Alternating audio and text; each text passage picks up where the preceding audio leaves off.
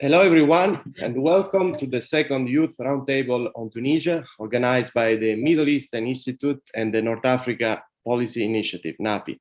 I'm Pietro Marzo, and I'm a program officer at NAPI and a professor of political science at Laval University. Today's event will focus on Tunisia economy. This is the second roundtable of 6 roundtables we organize on Tunisia. There are other 4 roundtables in the coming months, but today we'll focus on Tunisia economy. These are not easy time for Tunisian economy. Indicators signals that Tunisia economy now is less than 90% the size it was before the uprising over a decade ago, and most Tunisia are struggling to cope with the rising cost of life. At the same time, in some sectors such as tourism and agriculture, Tunisia economy seems showing encouraging sign of recovering, and many young Tunisian entrepreneurs are developing startups and interesting projects that give hopes for the future of national economy. Of this and many other topics, we'll talk with our brilliant Tunisian speaker that I'm now happy to introduce. From left to the right on my Zoom bar, I'm glad to introduce first Marwa Dar. Marwa is a strategy and finance specialist with a focus on corporate and project finance, financial restructuring, and strategic advisor service in the emerging markets and developing countries. She now works as Vice President Finance and Strategy at Blue Mountain Capital, which is a Singapore-based financial advisor and asset management company with regional office in Dubai and Washington, DC. Marwa holds a PhD in finance from Paris Soup University and a master's degree in finance and business study from University of Carthage. Pleasure to have with us, Marwa. With Intisar Afsi. Intisar is a senior expert in socioeconomic reintegration at Civipol. She has worked as a grant officer for Expertise France and for National Democratic Institute. She also coordinated a few projects on green economy for a number of international and national NGO. Thanks for agreeing to take part in this roundtable, Intisar. The pleasure is mine. Last but not least, Mohamed Khalil is Vice President for MEI Investment at the Tunisia American Enterprise Fund that he joined in May 2016. He has co-founded in 2021 We Move, a startup in the sport industry. Before that, he has worked for 7 years in the banking industry and had an expertise in the hospitality sector. He graduated at the University of Carthage and also hold an executive MBA that he successfully completed in 2020. Thanks for being with us, Mohamed. Hi, Pedro. Thank you. I will give now the floor to my colleagues, the moderator of the event, Intisar Fakir. Intisar is a senior fellow and director of MEI North Africa and Sahel Program. She's an expert on North Africa, the Sahel, and key regional thematic issues, including governance, social change, migration, and security. She has written extensively on North African politics on a number of topics that address many issues in Morocco, Mauritania, Algeria, and Tunisia. Please, Intisar, the floor is now yours. Thank you very much, Pietro. And let me once again, on behalf of MEI and NAPI, welcome our panelists and our audience to today's event. I want to pick up a little bit where you left off, Pietro, in terms of your characterization of where the Tunisian economy is right now. It's facing a series of challenges. The outlook is quite dire. So I want to have our panelists kind of help us make sense of this cluster of series to understand a little bit the state of the economy, get a sense of what the stakes are and what the impact on Tunisian citizens is. So Marwa, I'd like to start with you. Everything that we've said by way of introduction really presents quite a bleak image here. Can you help us make sense of the current situation in more depth? How is the government managing these external crises? And how is this kind of playing into a scene that's already quite fragile from prior to the pandemic, and now the Russian invasion of Ukraine, which has impacted the prices of food, and then talk us a little bit through what the government is doing on one hand, and given where the government is itself, given the political situation that Tunisia has been experiencing since last July, and what can be expected in terms of steps forward by the government, but also by international financial institutions, and how can they support the government in what it's trying to do to revive the economy? Thank you, Intisar. I see that your question has two elements. That is where we stand now, and maybe what the government and financial institutions are doing. So, as you said, these are not easy times. I mean, first, we are operating in times of uncertainties. There is shift in global order. A lot of geopolitical risks are happening around with, change in the geopolitics in the world. In Tunisia, our economy is very shaky. And in my opinion, the fundamentals and the basis of the economy are suffocating. And we have what is, to me, the real issue now is a state in paralysis. And now it's not the time for inaction, actually. It's now the time for action and trying to find solutions, especially in the short term, to ease the impacts of these disruptions on the Tunisian citizens and every day. So to me, the Tunisian economy is really, really underperforming.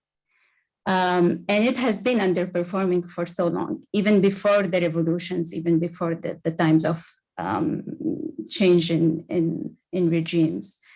So we have almost, the GDP growth remained flat. Of course, we've seen sharp contractions in the last 2 years due to pandemic. And on the other side, we've seen a huge increase in external debt. So that burden internally and externally are increasing. For example, in 2016, if I remember well, external debt to GDP in terms of percentage of GDP was 72%. Now it's over 100%. And I don't like to throw numbers like that because, of course, these are just financial indicators. It's not the debt, the level of debt is the issue, but how we are using this money, actually. Are we using it in an efficient way? Certainly not. And what also we have is we've seen increasing financial constraints, pressure on the budget, actually, on the national budget. And this is due certainly recently to the pandemic, but also to the war in Ukraine. We've seen, disruption in the value chains. We've seen price surges in basic commodities. And we know that, for example, as per 2021 Tunisian budget, the government of Tunisia is allocating around 3% of its GDP to transfers and subsidies. And 15% of that is going, for example, to energy products that now we are seeing that prices are crazy for oil and gas products. So this would put a lot more pressure on the budget. We have also basic and as basic and necessary for social rest products that are becoming more and more expensive, like wheat, barley, and oil and similar products that we now experiencing, like high inflation. If I remember well, it's about 7.5% in let me check, in April 2022. And it's expected we are expecting inflationary pressures even more. And now we've seen that the central bank, for example, recently increased its policy rate in a way trying to manage this inflation on the demand side, which is debatable. It's like Goldilocks scenario. So we are trying to find what is the best fit. We are trying to do what we can in this situation. in a sense that, trying to reduce the liquidity available in the economy, expecting that people will consume less, but this also can tilt the economy into recessions because people will see more returns, for example, in putting savings rather than investing.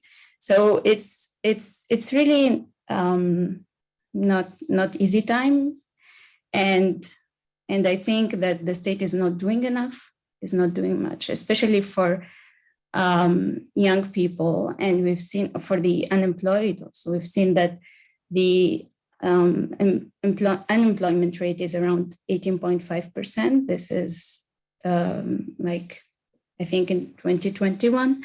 And if we dig even deeper in that, we will see more disparities. Like, for example, this rate will go to 30% for highly educated people. It's more pronounced, in the, also depending on gender for females and minorities is even higher. So we have all these issues, and we have an economy that is suffocating why? Because it's an economy that is grasped by SOEs, meaning state-owned enterprises, and quasi-monopolies from the private sector also. So there is no really opportunities. In terms of businesses, in terms of entrepreneurship, it's not a very dynamic environment. I think this is for the first. I can dig deeper in these numbers, but this is an overview and the overall situation. What like I said, Tunisia is not doing that much. In terms of the role of financial institutions, what I always say, it's these financial institutions, they are institutions that they work for the institutions, for themselves. That doesn't mean they are neither friends of Tunisia nor enemies of Tunisia. It's they have their own structure, they have their own governance and ownership structure, they have their own processes, they have their own models, and they have their own biases also. That doesn't mean that what they tell us to do is right or wrong. And that's where I think the role of the Tunisian state comes in, because there is a gap of expertise, meaning we know our economy, we know our numbers, we know the daily life of Tunisian people, right? So they are expecting from us to develop a clear roadmap, a clear vision, clear strategy, and go and negotiate the terms of these agreements, the terms of these loans. So we have clearly a gap of expertise, in my opinion, and of knowledge from the side of the Tunisian government.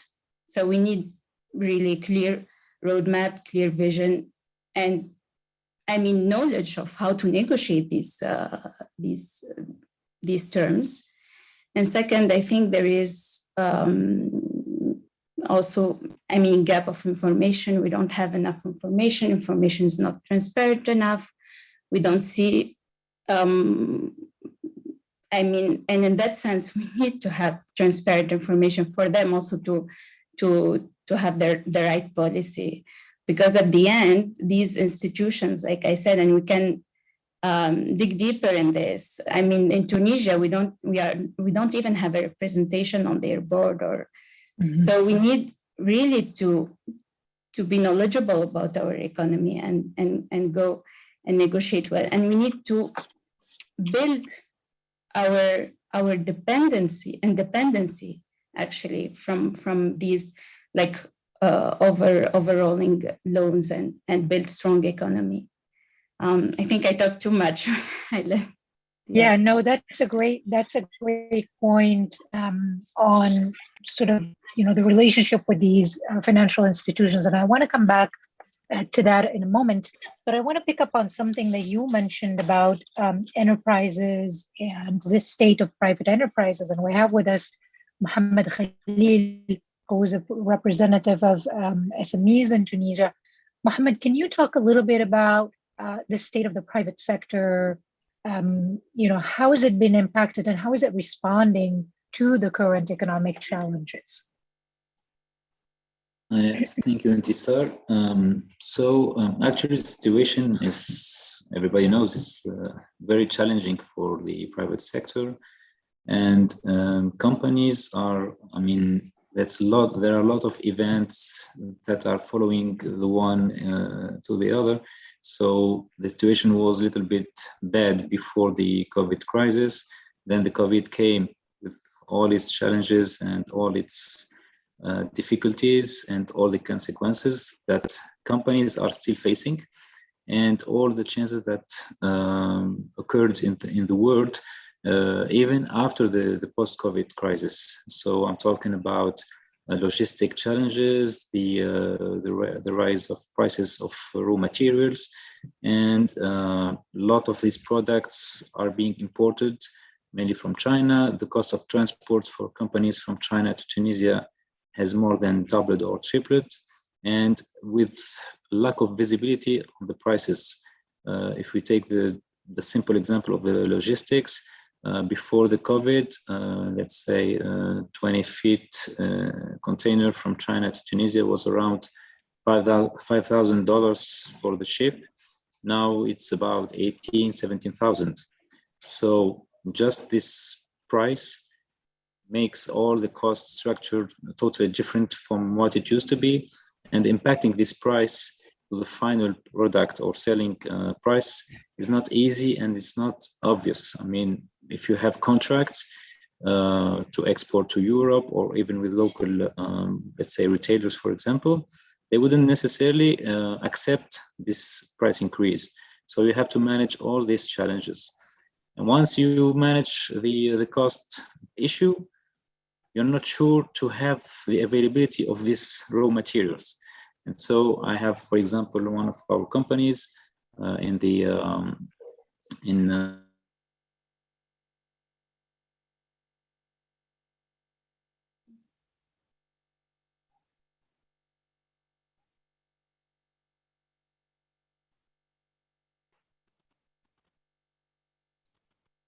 of raw materials, and all of this make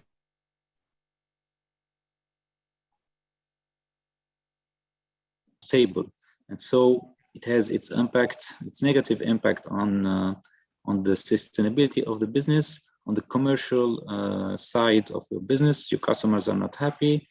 Let's say, for example, for the packaging, for the agribusiness industry, for example, there's lack of oil, so there's lack of packaging made of plastics that is made of oil, and so necessarily the suppliers reduce the quality of this packaging, and now you have a worse packaging that is fragile, and then at the end the customer is not happy with that. So you have to manage all these issues of logistics, of quality, of availability of raw materials, and even its quality. Added to that, you have the local context that is not easy at all at the moment, with all the challenges we know and that Marwa clearly explained and related. So it's very, very difficult. Companies, some of them are struggling, some of them are facing cash issues, payment issues, development issues. Now we talk about when a company maintains its revenues, it's a good performance. Those who make an increase are very good, even if it's a small increase. But on the other hand, we have a lot of opportunities. Opportunities because new business models have arisen.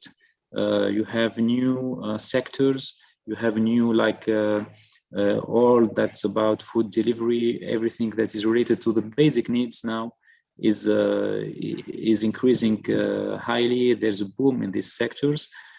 So it's something, I mean, maybe the private sector, maybe the businesses on the, let's say, luxury or maybe secondary needs are not evolving well, but the basic needs of eating, getting dressed, etc., the basic needs are very good at this moment. And we have the opportunity that our first partner, the European countries, for the reasons we all know about China and the long delivery delays and all that I was explaining, they prefer now to deal with close countries like Tunisia. So, for example, in the textile industry, we have more and more demand on the Tunisian market because it's closer. You can deliver in 2 or 3 days, and it's flexible. The local industry in Tunisia is flexible, so you can order just as a European country or operator or retailer, you can order just few quantities. So you don't need to, while in China, you have to pass or to order a huge number of quantities for you when you order your products. And so it's not very flexible or agile when ordering from China. So this has a good impact, and we are seeing it right now. So for me, the private sector, I mean, depends really. Of course, the context is the same for almost all the companies. What makes the difference is your management, is your agility, your ability to adapt, and that's something. I mean, because we are seeing a lot of companies that are taking advantage of this situation. But of course, the daily business is very hard. It's hard to find. Marwa talked about employment, but at certain periods, you really don't find people, workforce. So, I mean, you can't say it's good or it's bad because you have something and exactly it's opposite a few days or in a short period of time. So it's not very clear. You have a lot of opportunities, but you have a lot of challenges, and it's all about your own capacity to move, to anticipate, to adapt, and to understand, and maybe to anticipate even what's coming next. So I'm seeing a lot of good companies, less worse or in a worse situation. We have almost, it's like a mosaic. You have everything. So it really depends on the context of each company. Certainly a mixed picture there, Mohammed, and we'll come back and talk a little bit more about some of the hopeful spots that you've highlighted. But I want to shift gears to you, Intisar, and have you maybe talk us a little bit through the impact that this has had on citizens. Certainly high unemployment, as Marwa mentioned. We've got inflation, which is really high at the moment. And not just, the increased cost of food prices, but also questions of availability as well.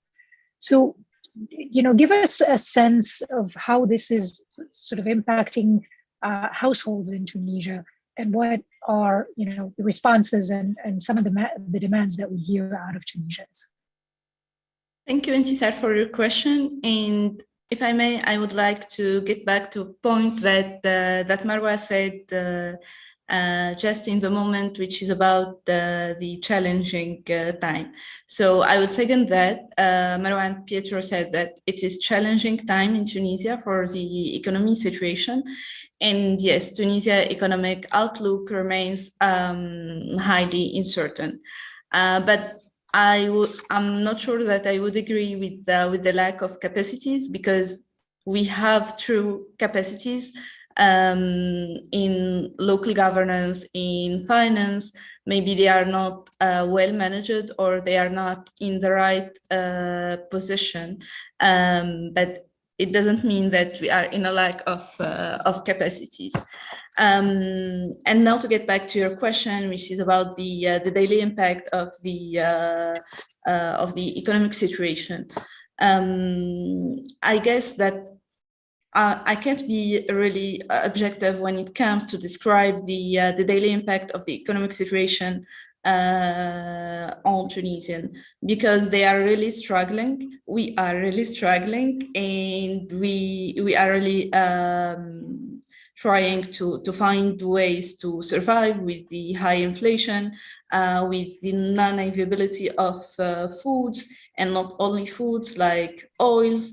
And now we are having problems in the transport. It's right that Tunisia was deeply impacted by the revolution of 2011, and then the economic situation, have been aggravated with the COVID crisis, and then the political instability with the government coming and then going out. And as Marwa mentioned, the rate of unemployment is really high, which is evaluated to 80.4%, which is really high, and which is making it really really interesting to read and to monitor is that percentage is really high among the women, youth, and in the West country. So even the economic situation in Tunisia, it's not the same in its different regions. So we are watching a non-equal economic situation in the different regions due to different motivations. We have the revolutions, we have the COVID, which aggravated the economic situation, and even though that we make an economic rebound in 2021, I guess in the first semester, due to the successful containment of COVID and the increase of vaccination, which allowed again the mobility which was restricted during the COVID, and since the Tunisian economy is relatively dependent to tourism, the revenues really dropped with the mobility restriction. So I think that we are watching a new economic situation of Tunisia due to many reasons behind. And Intisar, maybe you can explain to us a little bit. I mean, it's kind of remarkable that given the sheer economic pressure, we haven't seen more instability. You know, we haven't seen more protests. Can you weigh in on that a little bit? Do you have a sense of why that hasn't been the case? I think that we are having now, unfortunately, a habit during the month of December where people came out to protest about the economic situation, but they are not receiving any answer regarding this. So people are just going out to protest without having any results. And do you maybe, I wonder if you could talk a little bit about the impact of Kais Saied's suspension of parliament, suspension of the constitution. Can you talk a little bit about how that has impacted the economic situation, if any? Can you explain a little bit what's been some of the impact of kind of, I don't know, the halt or the lack or even the regression of Tunisia's political transition? As Marwa said, it wasn't this economic situation that we are living now isn't due to one reason, or to Kais Saied, or to the parliament restriction. The economic situation, it's a kernel of many reasons, which started from Ben Ali presidents until now. So it's many reasons behind, and not only Kais Saied or the government before, but mainly it's about the citizens who are not acting. It's true also that we need maybe structural reforms regarding some laws that are restricting fiscal spaces, investments, environment, and I guess Mohamed Khalil can explain more the investment restriction. But it's a whole environment of political instability. Okay, that's actually a really good segue, because I want to go to you, Marwa, and kind of, have you maybe explain a little bit more about how we got here, particularly in terms of fiscal policies that have contributed to kind of the situation that we find ourselves in. And then we can talk a little bit also about the sort of impact of the increasing borrowing, particularly external borrowing, which you mentioned at the outset of your remarks. Do you want to weigh in on that? Yeah, actually, this is an interesting question because let's understand what are the structural issues here and challenges we have. I think after the independence of Tunisia, and I would just give a highlight of the modern history, at least the economic side of it. The economic reforms that happened after the independence worked fairly well up to the 70s. Starting from the 80s, and since the 80s, actually, the Tunisian economy has been in stagnation. During that period, Tunisians were having access to better education, right? And so most of we have high literacy rates. People are getting more and more higher education degree. And in that, the fabric of the economic system should change. So people would do less of manual work, let's say agriculture, and move more towards manufacturing and services. What happened is, yes, the labor force shifted to other, like manufacturing and services, but we almost left out our agriculture the way it is, not automated. So what happens usually is like you automate most of your agriculture work. So the educated people can go to manufacturing and services. This didn't happen. And then for the manufacturing itself, yes, at the beginning it was, it's normal to go in mass production type of manufacturing. But at a certain point, you need also to create certain complexity and certain depth in your manufacturing and in your services. Otherwise, what we have, and I think Mohammed mentioned, for example, the textile industry. The textile industry hasn't changed since the 80s, which is a pity because what we've seen, it's a low-cost, cheap labor strategy that worked well before. But now, if it is low-cost strategy, tomorrow, like we see in Bangladesh, is having lower cost, cheaper labor, then all these European partners, they will make partnerships with other countries. So how do you keep your partnership and how do you benefit, meaning us, Tunisians ourselves, how you create complexity in our industries and manufacturing? We've seen that, for example, France and Italy, that are our main commercial partners, are outsourcing their low value added activities to Tunisia, like what is our manufacturing? Mostly assembly, cables, that is very basic products that are not creating really knowledge. And on the other hand, we have high number of graduate students in STEM, and they have good IT skills, good management skills. And then they are faced to manufacturing industries that are mainly, you don't need, great skills to do that. You just need technicians. So, instead of being frustrated in those manufacturing basic, low cost, they go abroad, right? So they go to work. What is left is mainly unqualified labor force faced with unautomated, meaning like I would say agriculture, very low added, value oriented, low cost, cheap labor strategy for our manufacturing, and very poor actually service culture in our industry.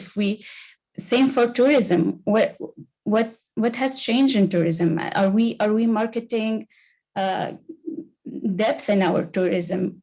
Beyond our natural endowments, right? Everybody can build hotels on the beach side. Everybody, it's more how do you keep your tourists, how you streamline your processes. Tourism is about the tourists, it's about infrastructure also, it's about the ecosystem you build around your natural endowments. Because if you just build hotels on the beaches, It's a strategy of filling the rooms, not filling the coffers of the government. How do you, I mean, it starts from the very basic experience when you land at the airport, how streamlined your processes are, how, I mean, I myself as a Tunisian, when I land at the airport, I sometimes feel intimidated and harassed.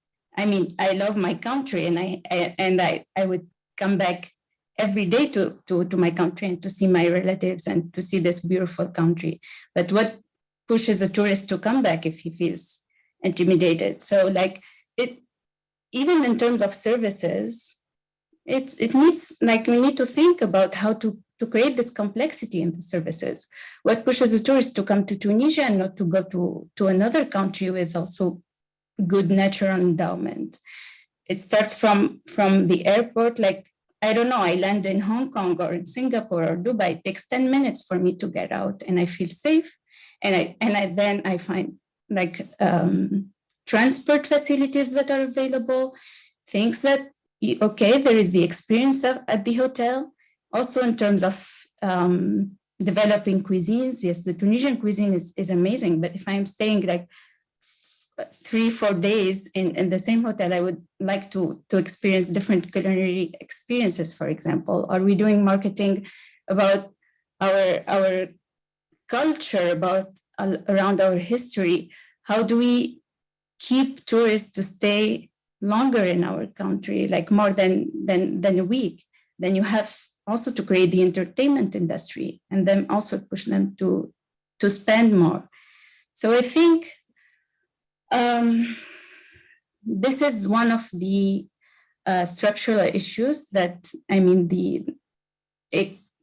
structurally it is in stagnation. We didn't create complexity that can absorb also like highly skilled youth, highly skilled employees. And on the other side, we have an economy that is also, like I said, that is, I mean, suffocated. You cannot easily create businesses. First, because, I mean, I saw a number that was a bit shocking for me, that, I mean, Tunisia is a $40 billion economy, and 17.5% of that GDP is going to public sector wage bill. That is around, meaning if my math is good, it's 7 billion. And it is one of the highest in the world. And if we make like quick math, it means that non-public employee citizens, whatever their age, whatever their gender, are paying on average $600-700 per year for these public services. And what are we getting in return? We are getting bureaucracy, we are getting attitude, sorry to say, we are getting inefficiency. So on this also, there is like huge inefficiency in the public sector. That doesn't mean we need to, privatize or fire people, but we need to make it like corporate-like. We need, even if we don't want to fire people, right? We need to separate the inefficiencies from at least the structure. So the average Tunisian citizen can feel that they have, like a country that gives them dignity when they have that. It's easy to, to go and do daily stuff for business, right? And then on the other side, on the private sector, and maybe here Mohammed can also add more on this, we have mostly an economy that is managed by quasi-monopolies. I've seen some numbers from our National Institute of Statistics that around 88% of the numbers of the private firms, they are companies with 0 employees. What does that mean? It means that these are not businesses. These are individuals that are trying to survive and trying to make a living. And I mean, there is only like 0.12% of this number of the private firms that are large firms that are hiring, meaning with 200 or more employees. And they are hiring around like 42% of this, of the labor force in the country. So one should ask why we don't have like very dynamic small, medium enterprises. Between 1996 and 2010, only 2% of the companies actually that they employ between 10 and 50 employees, you know, grew and hired, and they were counting more than 100 employees, just 2%.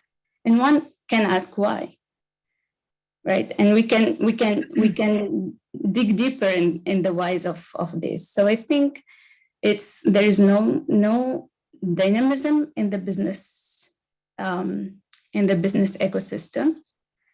People are surviving, are trying to survive, but there is really no incentives for people to go for meaning, like you know, to like even for small businesses to grow and go international. There is no enabling environment for that. This is my views. And sorry if I No, that's great. I think this is a good point to bring in Mohammed Khalil with his views. You know, what do you attribute this lack of dynamism that Marwa is talking about to? Yeah, I would like to comment on some of the things Marwa said that are totally correct and valuable. However, some changes or some comments I may add. For example, in the textile industry, we are seeing a lot of companies that are getting out of this low-cost model to high value or know-how or technological products, better products, and they are applying higher prices, etc. They are not in the logic of low costs, and we are seeing this in many other industries like the agribusiness, etc. We have some good companies that understood that this model cannot be sustainable. You cannot earn a lot of money with that model, and they switch it or they build their business based on adding value businesses. So it's kind of changing. The common point between all the sectors is that our mentality here is that we're, for my perspective, my opinion, we're expecting a lot from the country, from the regulation. Maybe because not only the regulation from the country and from the politics, the relationship of the Tunisian citizen and entrepreneur with the country is that we are always expecting something. It's in our culture. We always, I mean, in the Tunisian culture, we have the support of our parents until you get married or you make your own family.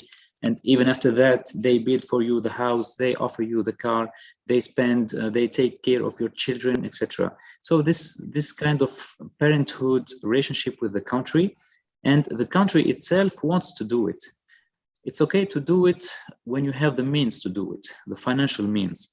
All this, the people working in the public sector, I would say they are not jobs. The country is paying or buying the social peace. So they are accepting this cost to maintain a certain peace in the country. But now it's not sustainable, and it has reached its limits. So why do I say that the relationship with the country or with the governments is parenthood? Because nothing stops a company to get either in the textile or in tourism.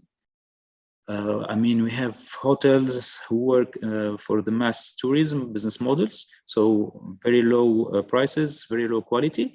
But you also have luxury hotels who are selective, who apply high prices, and they are, I mean, working as good or better than the low-cost hotels. So you, as a manager or owner of a business, I mean, you don't have to follow. You're not obliged to follow the strategy of the country. You can do your own strategy build your own business based on your own beliefs, and you put in place all the strategy. While the culture here is, I mean, we are in a low-cost industry. Okay, let's all the hotels do the same strategy. You're not obliged to follow this strategy. You can take your head out of the water and say, what's going on? I have to invest to make my hotel be better. I mean, the service culture, it's not imposed. It's your training. It's how you speak to your employees or to your team, and what do you expect from them? It's your selection, it's training. And you don't hire anybody. I mean, there are kind of criteria of selection. So my point is, the context is the same for everybody in Tunisia, whether you're individual or company. So how do we explain that some companies are performing very well and others are not? I mean, it's your own responsibility. You're not obliged to follow. Of course, you have to deal with the regulation, with the tax, etc. But another time I may repeat myself, but it's the same context for everybody. So how can we find performing companies and non-performing companies? So there's something to do. There's a variable you can play on inside your company first. So let's do this first, and then maybe you will reach a limit, but you will not fall down or be, in a very bad situation. Of course, it will limit your growth, it will limit your profitability, but at a certain point, you cannot say I'm collapsing because of the regulation of the country. Of course, everybody is. I meet a lot of entrepreneurs. They are all waiting and expecting subsidies from the country, whether it is a small startup, someone who has just an idea, an unemployed, or a rich company and evolving. They are all expecting subsidies from the country. I mean, stop thinking of it. Do your job, do it by yourself. Go get your markets, go get revenues, go generate contracts, sign contracts, and make business. When you make a business, you don't count on anybody. You just count on your work, on your strategy, on your vision, and on your ambition. For example, I see a lot of companies always focusing on exporting to Europe, a very competitive market. Prices are low, margins are not available, and they are leaving the African market. That is totally, I mean, you have huge opportunities. And companies who went to export to Africa, who prospected African countries, sub-Saharan countries, I mean, they don't export at all to Europe. But once again, because it's cultural, it's a reflex to want to export to Europe or to the United States. And then it's more fun, it's more, when you make a trip to Paris, Rome, Madrid, or Barcelona, I mean, it's much better. And in the social, as a social image that you provide, it's much better than going to other countries where the conditions are not good, where you cannot do tourism, and I think you can have a very good experience in these countries. So for me, there's something to do first inside the company. The dynamic, the monopolistic has never been something done. And we have the STEG, the electrical company, the public electricity company, who has a monopoly, and they are losing money every year. So it doesn't mean anything to be a monopoly in such condition. Of course, when you enter a market, you have your barrier to the market. You have companies that are already operating in the market that are giants. You cannot expect them to not react like any other competitor in the world. I mean, if you go to the United States and you want to tackle one of the biggest or giant telco companies, they will not sit down and say, okay, let's let him make business. Of course but you have to be prepared for that. You have to prepare your strategy, your products, your positioning, your marketing, your workforce, etc. Everything has to be, I mean, you're not on a market where you can do whatever you want. There are actors, there is regulation with all its limits. But once again, when a youth entrepreneur or young entrepreneur wants to launch a business, he expects that this giant will say, okay, this is a young entrepreneur, let's make him make business. No, it doesn't work this way. Whether you want to go into the business or not. If you want to go into the business, you have to be a real businessman. You have to deal with the competition, with the regulation, with all the challenges you are facing. So for me, it's about winning a winner mindset. If you're a winner mindset, you would take these challenges, study them. I had an experience in launching a business, and it wasn't easy at all. At any time, at any type, wherever you go, you have to convince people, you have to verify your model, there are a lot of rules. And so it's not about emotions. And here we are we link business to the emotion, and it doesn't work that way. If you're not ready for this, you just don't do it. You go, you find a job and just do your job. But thank you, Mohammed. And this really impacts the dynamic of the country, of the business. I just want to reply maybe to Mohammed here, because he highlighted a very good point, that is the culture and the mindset of Tunisians. And that is true that in general in Tunisia, we don't have that appetite for risk, or we are not raised in a way that, we welcome risk taking and that. But I have to say that long years of studies showed that infrastructure trumps culture, meaning the structure trumps culture. And that's what I said here. It's not about individual entrepreneurs or their mindset or how they do, because even the success stories we mention, usually they are, outliers, individuals. But when we have thousands and thousands of companies that are not growing over the years, since the 90s, since the 80s, then we need to ask the questions why, right? I know that certain people, they are succeeding, and it's good, and we need to learn from their experiences and why. And also we need to check their initial conditions. Some people, like you said, maybe they have a good enabling environment. So we need to see also their environment. Maybe they have connections, good network through the family. Maybe they can afford also, like, the fact that they have, access certain markets and not others. Because accessing other markets, I know that there are sometimes barriers to go international. There is, my point is, what is the government is doing to make this the rule for businesses to open a business and grow and go international and make the Tunisian products and culture known all across the world, rather than having one or two outliers.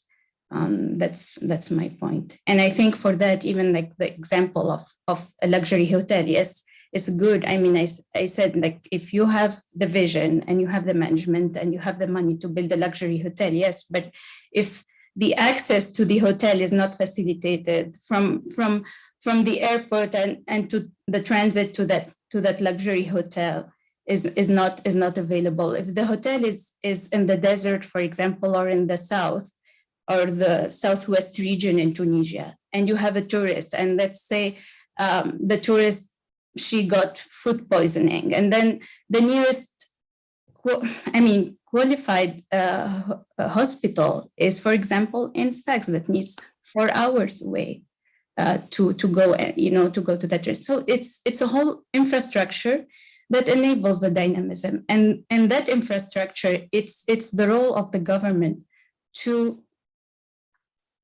upgrade it. So that is my point. But I agree. I totally agree with you. But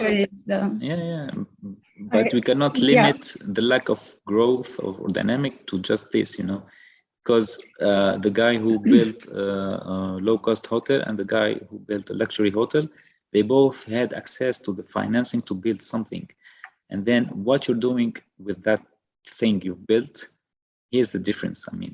They both had a hotel boarding the beach. They had very good places, location, etc.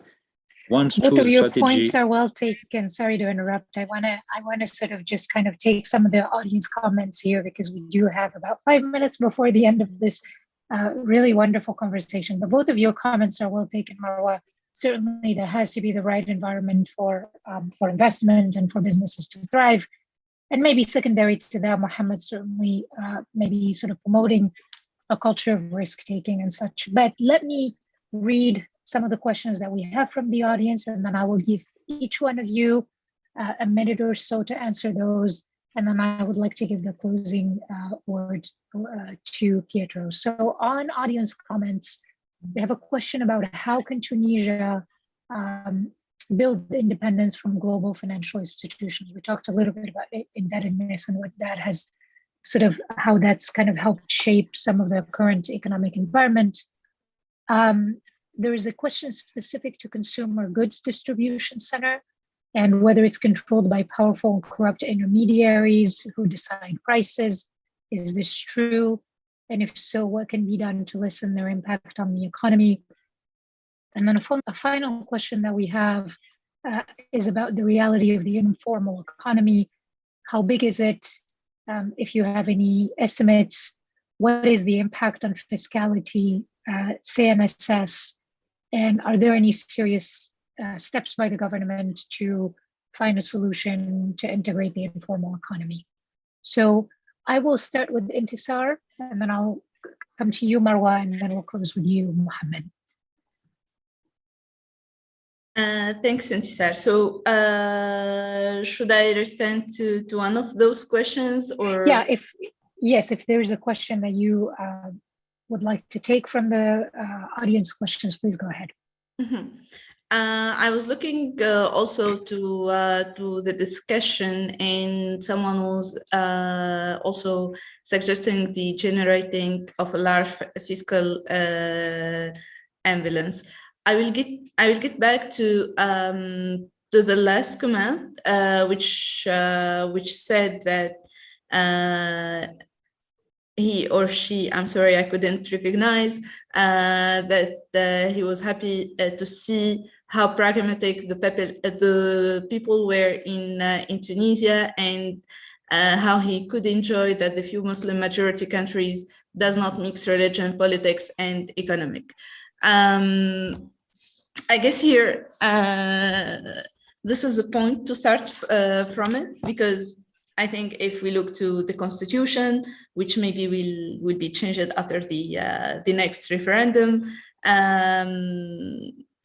we never talk about financial matter in our constitution, but we talk about separating the civil affairs from the religious affairs, and how the country is a civil country, so there is no place to religion as a source of constitution or laws. And also there were another point that I want to get back to it. Maybe Marwa would like to answer, but I want to answer also to Paul, who asked, how do you think Tunisia can best build independence from global financial institution? So during the COVID, if I remember well, the numbers that I read, the European Union gave 700 million euros to Tunisia. The African Development Bank gave 60 million euros. And those were kind of grants, but there were also loans, so Tunisia could recover the budget deficit. And if we are talking about loans, we cannot talk about financial independence. And if we can see transparency and how those loans or also grants were managed, we cannot go further. So the first step, according to me, would be a better management and a transparency on how the country is spending either the grant or the loans. So this is an insight just to answer to some of the questions which were shared with us. Thank you, Intisar. Marwa, we'll go to you next. Yeah, so I go back maybe to the question of how can we build independence from global financial institutions. And actually the idea is like, I mean, to first to build our credibility with these financial institutions, because there is a gap in the credibility, because we have been failing more or less on the terms of, I mean, with our counterparts. And that we do by, again, I mean, having, I mean, clear strategy and clear roadmap for what can be done and what should be done in the short run, and in the medium term, and in the long run. And if you ask about my personal and humble opinion of, I think we should, I mean, focus on the fundamentals of the economy. We have, like Intisar said, we have qualities, or these are facts that nobody can take away from Tunisia, that we have a good location, that we have fairly small population, meaning it's easy to manage, is we are as people have high literacy rate, we are homogeneous, we are welcoming, we are, I mean, we have a welcoming culture. So all these are good fundamentals, in fact, to build on. So what we have is, I think we don't have to reinvent the wheels, or the policies are written everywhere. Like, it's not rocket science to improve a 12 million people economy. It's what we need to go. I mean, what do we have? We have poor infrastructure. We have depleted major vectors of the economies, that, for example, mining. And I mean, I would have loved to have more time to talk about also the mining sector, agriculture and tourism. These are enough to start with in the short run, to focus, make, cross, let's say, across the country, across multiple, meaning across sectors, task force. And you do, I mean, the government doesn't have to do everything, but it can enable this environment and create actually an environment to act. Because what's happening now, it's like there is no action. And why there is no action and no execution is because everybody, I think, is afraid, because there is no social and political consensus around what should be done in the short run and in the long run in the country. So you need a political will. You need to mostly to act and focus on what is needed, the fundamentals, and build on that over time. I think this is the way to strengthen your economy and go stronger, and then, you know, increasingly build your independence, financial independence. Intisar, you wanted to come back on the tourism and the agricultural sector. Go ahead. Yeah. So thank you, Marwa, for bringing the agriculture and the tourism issues into the table. So as an alternative, I think, and a combined effort between citizens and between the country, we need an improvement in the agriculture methods, which will allow the sector to develop while enabling the country to reach food sufficiency, because now we are really in a food crisis, as Tunisia is an importer of energy and cereals. And for the tourism, because we were talking about the luxury hotels, which are situated either in the south and there is no other infrastructure, which are closed, like hospitals or transportation to save people in the worst case in a short of a time. There is something that no one or a few people who are talking about, which is the alternative tourism. Because in Tunisia, we have landscapes, we have infrastructure, and we have people who can invest in the alternative tourism. So encouraging the green economy, encouraging the alternative tourism, and decentralizing the tourism would enable other ways, other paths for the Tunisian economy. This was the point I wanted to add. Yeah. Great. Mohammed, we'll go to you before closing with Pietro. Yeah, just wanted to respond to Jacob's comment. When we talked about monopolies, we were talking about the private sector companies that have, let's say, monopolies, but I just mentioned the electricity company as the perfect model of a monopoly that is poorly managed, and the consequences is that the company is in a very bad situation. So this was just to say that even if you have the monopoly, if you don't manage it well, I mean, you have no guarantee of making a lot of money just because you have the monopoly.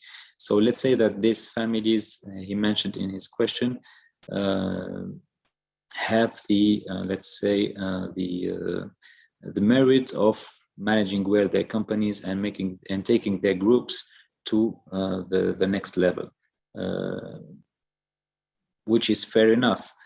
Which is not fair is that maybe illegal practices towards small or new entrant into the market, but I really have no proof on that, but it's what we all say. But I mean, there's a place for small companies in Tunisia if you know how to tackle the market, if you know how to enter the market, if you have the right product that matches the right need.